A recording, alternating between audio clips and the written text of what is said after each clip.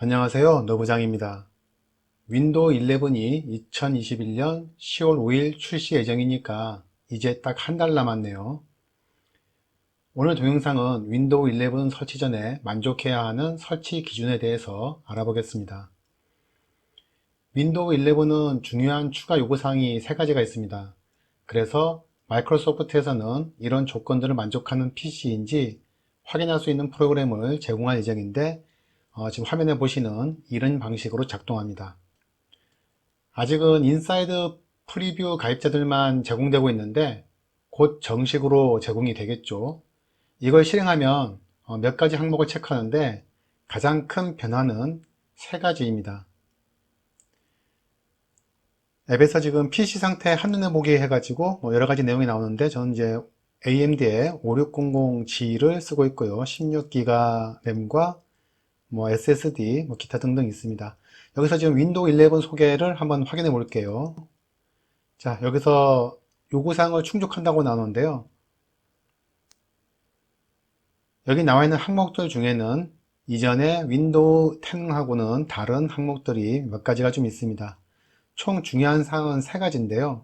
가장 위에 있는 보안 부팅, 시큐어 부트 기능과 두 번째는 TPM 2.0 그리고 세 번째는 프로세스가 윈도우 11을 지원하는 해당하는 프로세스여야 합니다. 나머지는 기본적인 사항들이니까 이것들은 다 만족하는 부분들이고요. 먼저 여기서 보안 부팅이라고 있는데요. 이 보안 부트, 시큐어 부트는 변조된 OS가 설치되는 걸 막아주는 역할을 합니다. 일단 OS가 설치되면 윈도우는 기본적으로 디펜더를 설치하고 그 외에도 많은 보안 소프트웨어들이 나와 있어서 해킹이 어려워지는데 아예 OS 설치 시에 변조된 OS를 설치하면 해킹이 쉬워지겠죠. 그런 것들을 막기 위한 기술인데 이 밑에 있는 TPM 2.0을 지원하면서 시큐어부트가 지원하지 않는 그런 경우는 없어 보입니다. 다만 여기서 지금 나와 있다시피 보안 부팅을 지원합니다 라고 되어 있죠. 메인보드에 이 기능이 있기만 하면 활성화하지 않더라도 윈도우 11은 설치가 가능한 것으로 보았습니다. 나중에 정식 제품이 나오면 다시 확인을 해 볼게요. 두 번째는 TPM 2.0입니다.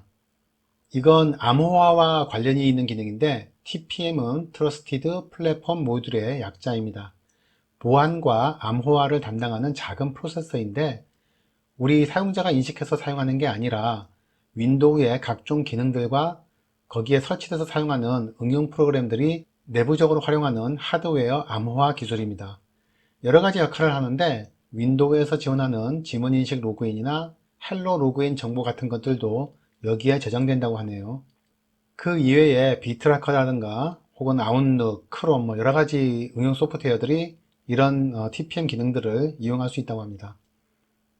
이 TPM을 지원하는 방식은 3가지가 있습니다. 첫 번째는 CPU와 메인보드에서 빌트인으로 지원하는 거죠. 근래에 나온 메인보드와 CPU들은 대부분 기본적으로 이 TPM 2.0 기능을 탑재하고 있습니다. 메인보드의 UEFI 메뉴에서 인텔의 경우는 플랫폼 트러스트 테크놀로지라고 해서 PTT 항목을 활성화하시고 AMD의 경우는 펌웨어 TPM이라고 해서 FTPM 기능을 활성화하면 됩니다. 두 번째는 별도의 하드웨어 모듈을 구입하는 방법입니다. 아마존에 가셔가지고 이렇게 TPM 2.0 모듈로 검색을 하시면 보시다시피 많이 나오는데요. 이 경우에는 메인보드에 이런 모듈을 설치하기 위한 그런 단자가 있어야 합니다. 메인보드에서 이걸 지원하더라도 보통 2단계까지 가면 CPU가 윈도우 11에서 지원하지 않는 구형일 수가 있으니까 확인을 먼저 하시기 바랍니다. 세 번째는 TPM 2.0을 지원하는 가상 머신 위에 윈도우 11을 설치하는 경우입니다.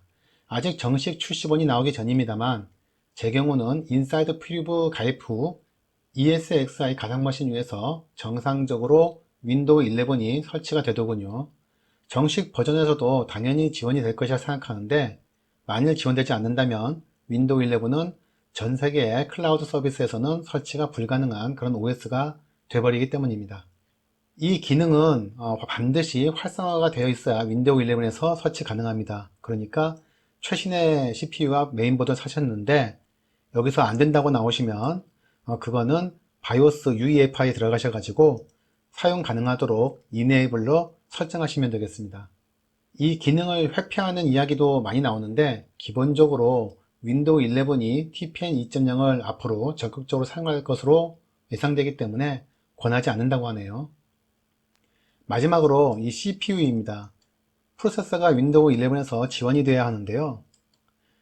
여기 윈도우 11 가시면 여러가지 내용들이 나오는데 시스템 최소 사양이 나옵니다. 여기서도 프로세서 항목, CPU 항목에서 64비트 프로세서 중에서도 몇 가지 나와 있는 그런 것들이 있습니다. 윈도우 11을 가시면은 지원되는 AMD 프로세서와 인텔 프로세서가 있는데 인텔 프로세서는 보통은 이제 8세대 이상, 그리고 AMD 프로세서는 젠2 이상을 기본 지원으로 하고 있습니다. 여기 지금 보시면은 여기 지금 10세대, 8세대들 보여주고 있죠. 마이크로소프트에서는 이 이전 CPU에 대해서도 업그레이드 방식이 아닌 ISO를 다운받아서 설치하는 방식으로는 아마 가능할 거라고는 얘기하고 있는데, 다만 그런 경우에서도 시스템이 상당히 불안정할 것이라고 말하고 있습니다. 사용 가능하게 되더라도 제조사가 적극적으로 보호하지 않는 하드웨어의 사용은 불안 요소가 상존하기 때문에 크게 기대하지는 않는 게 나을 것 같습니다.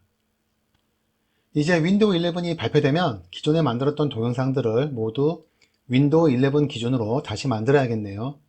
자, 오늘 동영상 여기서 마치겠습니다.